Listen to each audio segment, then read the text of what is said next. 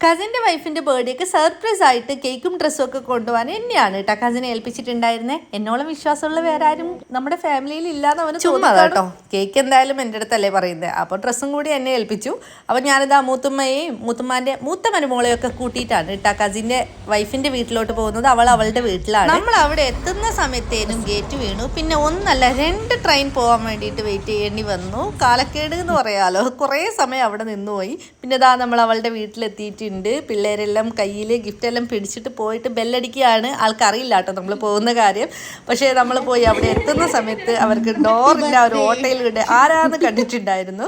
അപ്പോൾ അവൾക്ക് ഇതാ സർപ്രൈസ് ആയിട്ട് നമ്മൾ ഗിഫ്റ്റൊക്കെ കൊടുത്തിട്ടുണ്ട്. പിന്നെ നമ്മൾ കുറച്ച് ഫുഡ് കൊണ്ടുപോയിട്ടുണ്ടായിരുന്നു, കുറച്ച് അവർ പ്രിപ്പയർ ചെയ്തു കേട്ടോ. പിന്നെ സ്നാക്സും കാര്യങ്ങളൊക്കെ നമ്മൾ പോയതുകൊണ്ട് ഇതിപ്പോൾ ഇവിടുത്തെ ഫുഡ് കണ്ടിട്ട് തന്നെ വയറ് നിറഞ്ഞ മട്ടാണ്. ഇനി കഴിക്കുകയും കൂടി ചെയ്താൽ പിന്നെ പറയണ്ട, അത്രയും കുറേ ഐറ്റംസ് ഉണ്ടായിരുന്നു. എന്തായാലും നമ്മൾ കഴിച്ചിട്ടുണ്ട്, സ്നേഹത്തോടെ അവർ വിളമ്പ് വെച്ചതല്ലേ.